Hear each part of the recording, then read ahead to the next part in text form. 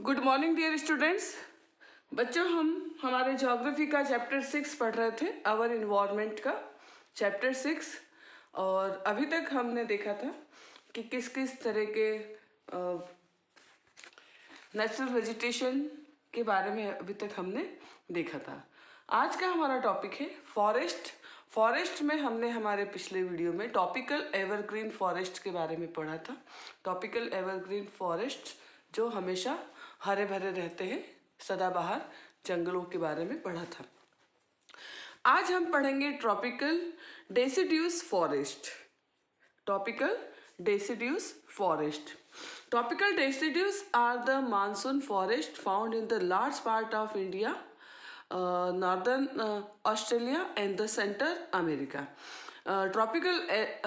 Tropical deciduous forest India के एक बहुत बड़े भाग में पाए जाते हैं। इसके अलावा ऑस्ट्रेलिया में और सेंट्रल अमेरिका में बड़े हिस्से में पाए जाते हैं। बच्चों, यहाँ पर देखिए, ट्रॉपिकल डेसिड्यूस फॉरेस्ट में यहाँ पर हमने जैसा कि एवरग्रीन फॉरेस्ट में देखा था कि वहाँ पर हमेशा क्या होती रहती है, बारिश होती रहती है, इसलिए वहाँ के जंगल कभी भी सूखते नहीं हैं। This region expenses seasonal changes. पर यहाँ पर टॉपिकल डेसिड्यूस फॉरेस्ट में सीजनल चेंजेस होते हैं। Tree shed their leaves in the dry season to conserve water. यहाँ के पेड़ क्या करते हैं, ड्राई सीजन में अपने पेड़ों की पत्तियाँ गिरा देते हैं। मतलब यहाँ पर पतझड़ का मौसम आता है। जब पतझड़ के मौसम में सारी पत्तियां गिर जाती हैं, तो यहाँ पर ट्रॉपिकल डेसिड्यूस फॉरेस्ट में भी ऐसे ही होता है। यहाँ पे क्या होता है, पेड़ अपनी सारी पत्तियों को गिरा देते हैं। क्यों? ड्राई सीजन में क्यों अपनी पत्तियों को गिरा देते हैं? वाटर कंजर्वेशन के लिए, पानी को सुरक्षित रखने के लिए अपने पेड़ों की पत्तियां गिरा देते हैं। And the hardwood trees found in this forest are sal, teak, neem and शीशम।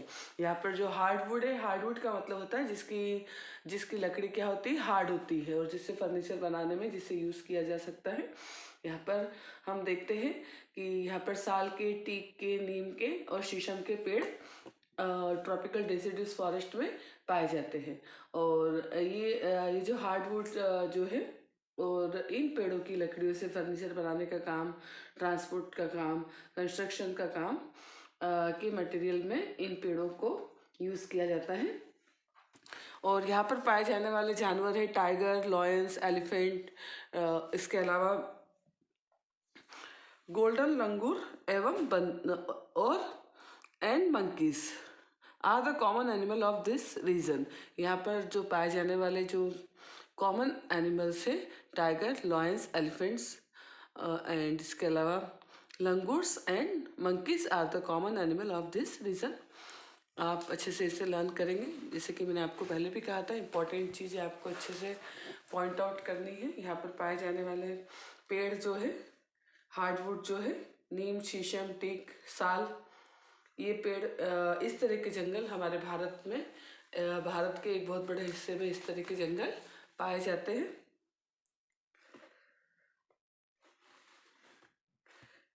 इसे आप 6.5, 6.6 एंड 6.8 में इस तरह के फॉरेस्ट की पिक्चर आप देख सकते हैं।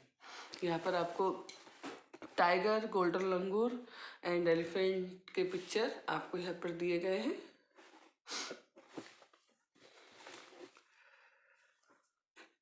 अगला टॉपिक है बच्चों, टेम्परेट एवरग्रीन फॉरेस्ट।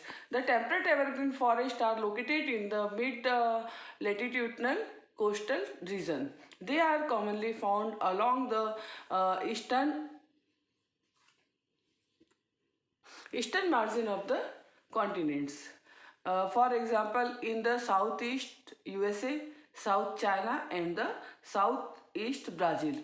आपको यहाँ पर दिया गया है कि जो भी टेम्परेट एवरग्रीन फॉरेस्ट है वह साउथ चाइना में, यूएसए में और साउथ ईस्ट ब्राज़ील में पाए जाते हैं।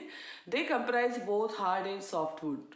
यहाँ पर दोनों तरह की सॉफ्ट वुड और हार्ड वुड, दोनों तरह के पेड़ यहाँ पर मिलते हैं। हार्ड वुड जिससे हम फर्नीचर बनाने का काम करते हैं, और सॉफ्ट वुड जिसकी लकड़ी सॉफ्ट होती है, like oak, pine and eucalyptus. ये पेड़ इस तरह के जंगल मोस्टली ब्राज़ील में, यूएसए में एंड साउथ चाइना में पाए जाते हैं। अगला टॉपिक देखिए।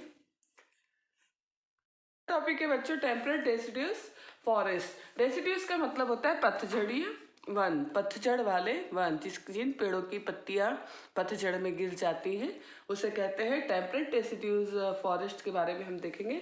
As we go toward the higher latitudes there are more temperate deciduous forest. जैसे जैसे हम हायर लेटीट्यूड्स में आगे बढ़ते हैं वहाँ पर टेम्परेट डेसिड्यूज फॉरेस्ट पाए जाते हैं। फिगर 6.11 में दिया है आपको। There are found in the north eastern part of USA, China, New Zealand, Chile and also found in the coastal region of western Europe. इस तरह के पेड़ न्यूजीलैंड में, चाइना में, यूएसए में, चिली में और यूरोप के वेस्टर्न रीजन में पाए जाते हैं। They shed their leaves in the dry season. इन जंगलों की जो पत्तियां हैं ड्राई सीजन में गिर जाती है। The common trees are oak, ash, beech etcetera. यहाँ पे जो कॉमन जो ट्री है ओक, ऐश एंड बीच है। इसके अलावा deer, foxes, voles are the animals commonly found. यहाँ पर जो भी जानवर पाए जाते हैं उनमें ज़्यादातर mostly deer, foxes and wolves है। इसके अलावा birds like pheasant and monals are also found here. यहाँ पर फिजेल्स का आपको पिक्चर दिया गया है, देखिए फिजेल्स एंड मोनाल ये यहाँ पर टेम्परेट डेसिड्यूज फॉरेस्ट में पाए जाने वाले पक्षी हैं। इसके बाद हम देखेंगे मेडिटेरियन वेजिटेशन। अगला टॉपिक है बच्चों मेडिटेरियन वेजिटेशन। मेडिटेरियन वेजिटेशन के बारे में हम पढ़ेंगे। You have learn that most of the east and north east margin of the continents are covered by temperate evergreen and deciduous trees.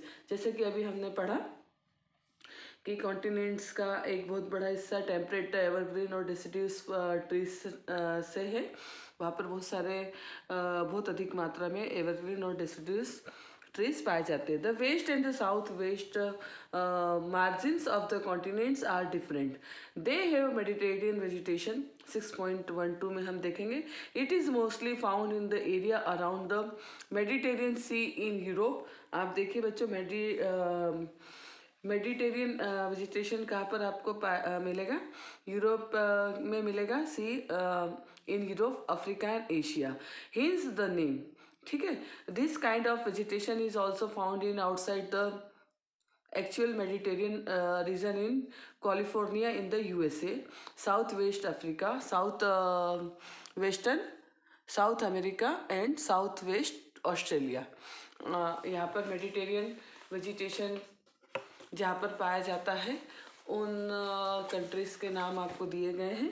इसके बाद देखिए the region are mark for hot dry summer and mid rainy winter. यहाँ पर जो climate होता है, यहाँ का जो सीज़न होता है, यहाँ पर dry summer and mid rainy winters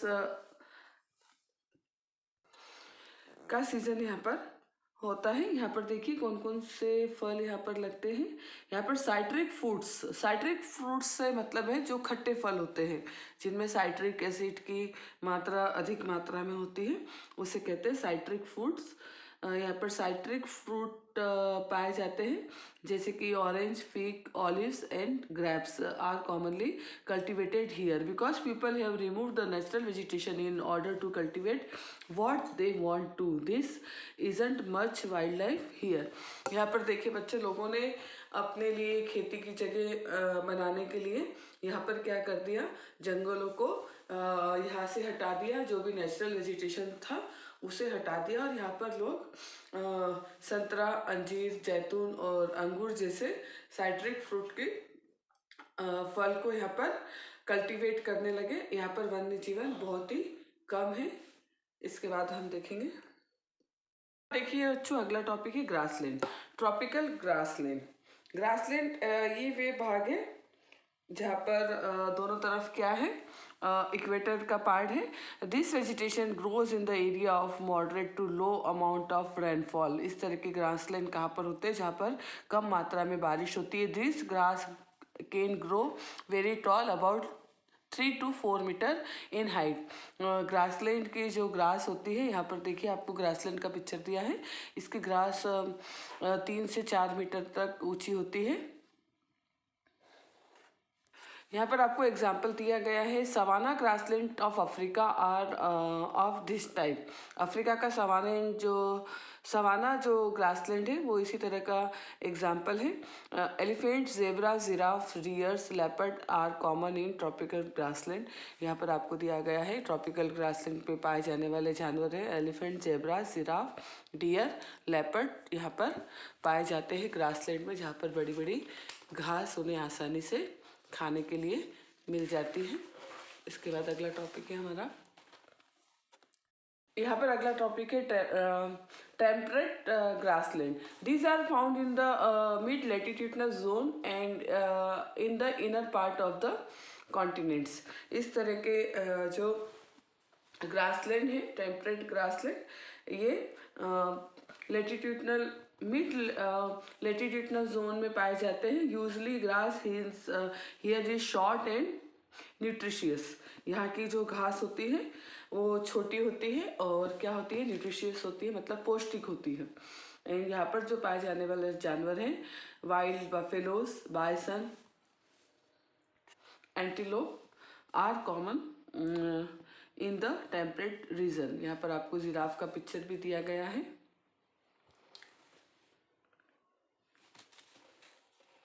यहाँ पर आपको दिया गया है, डू यू नो में grassland are known by different name in different region. Grassland को अलग अलग जगह पर अलग अलग नाम से जाना जाता है। ट्रॉपिक ग्रासलैंड दिया गया है ईस्ट अफ्रीका में, सवाना, ब्राज़ील में कंपोस एंड वेनेजुएला में लानोस।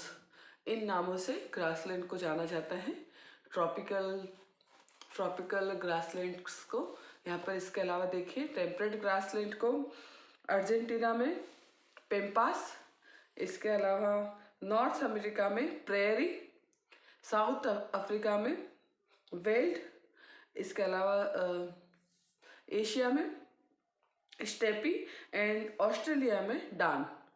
इस तरह से अलग अलग रीजन में ग्रासलैंड के अलग अलग नाम हैं। इसे आपको अच्छे से लर्न करना है, मोस्ट इम्पॉर्टेंट क्वेश्चन है। इसके अलावा आपको पिक्चर दिए गए पोलार बियर, सील, वालरस, देखिए walrus, polar bear and seal, ये जहाँ पर बहुत अधिक ठंडा होता है वहाँ पर इस तरह के जानवर पाए जाते हैं। इसके बाद देखिए बच्चों, अगला हमारा टॉपिक है थ्रोनी बुशेस। थ्रोनी बुशेस का मतलब होता है कटीली झाड़ियाँ। और कटीली झाड़ियाँ मैंने आपको जैसे कि पहले भी बताया था, जहाँ पर बहुत कम मात्रा में पानी होता है, एकदम नहीं के बराबर वहाँ पर पानी होता है, वहाँ पर इस तरह की कटीली झाड़ियाँ पाई जाती है। These are found in the dry desert like region. Tropical deserts are located of the western margins of the continents. The vegetation cover the scarce here because of scanty rainfall and scorching heat. यहाँ पर बहुत अधिक मात्रा में यहाँ पर बहुत कम मात्रा में बारिश होती है और बहुत अधिक मात्रा में गर्मी पड़ती है, और इसलिए यहाँ पर बड़े बड़े जो जैसे कि अभी हमने पढ़ा डेसिड्यूस फॉरेस्ट, एवरग्रीन फॉरेस्ट, इस तरह के जंगल यहाँ पर नहीं पाए जाते हैं। यहाँ पर सिर्फ कटीली झाड़ियाँ पाई जाती है। Can you name this great desert of India? क्या आप इस तरह से इंडिया का जो ग्रेट डेजर्ट है आप उसका नाम जानते हैं? Name some of the common animals of the desert which you have learn earlier. और आपको बताना है कि आपने किस तरह से रेगिस्तान में पाए जाने वाले जानवर हैं जिनके बारे में आप पहले पढ़ चुके हैं। आपका ये आज का होमवर्क है। भारत का जो सबसे बड़ा रेगिस्तान है उसका नाम बताना है। और इसके अलावा आपको दिया गया है, if you reach the polar region you find the place extremely cold. जैसे जैसे हम पोल्स की ओर आगे हम बढ़ते हैं वहाँ पर क्या होता है, वहाँ का जो वेदर होता है वो बहुत ज़्यादा ठंडा होता है। वहाँ पर हमेशा फुल ऑफ ईयर वहाँ पर क्या होता है, बर्फ जमी होती है। The growth of the natural vegetation is very limited here. यहाँ पर बहुत कम मात्रा में ही नेचुरल वेजिटेशन पाया जाता है। प्राकृतिक वनस्पतियाँ यहाँ पर बहुत कम मात्रा में मिलती है, और जो मिलती है वो भी कैसी होती है, काई की जैसी, लाइकेन और छोटी छोटी झाड़ियाँ जो होती है उस तरह से यहाँ पर मिलती है।